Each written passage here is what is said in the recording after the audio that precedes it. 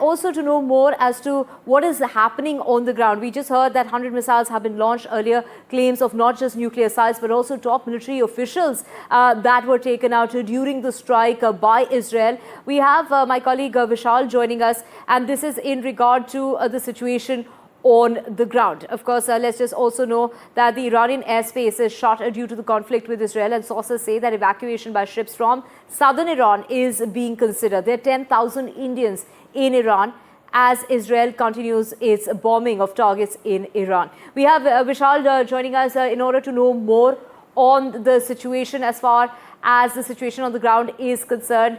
Vishal, thank you for joining us. Take us through the situation early this morning. There have been 100 missiles that have been fired by Iran. We also know that the kind of claims that are being made by Benjamin Netanyahu is that Donald Trump is the target of Iran. They want to assassinate Donald Trump. That is what Benjamin Netanyahu has gone on to say on Fox News. So take us through what's the situation on the ground, considering that the United States will now have to get involved even if it doesn't wish to.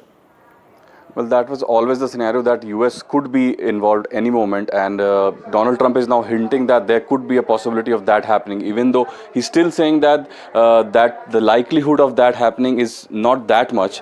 But there's always a scenario, because 40 to 50,000 US troops are positioned in the Middle East as we speak, and they're at the risk of retaliation from the Iranian side, because Iran has been constantly blaming the US for the attacks that Israel has done on its soil, because it says that Iran wouldn't have gone ahead with this huge plan. Israel wouldn't have gone ahead with this huge plan because unless US would have supported the regime of Israel. So that will be an angle that will be explored. What we have here is an image released by Maxar Technologies. It's a space technology company that releases images of various conflict sites across the world. What we see here is either one of the nuclear enrichment facilities that Iran has. Iran has about 6 to 7 main nuclear facilities. This could be either Isfahan or Kermanshah, because Isfahan and Natanz, those two are the main nuclear facilities. It could be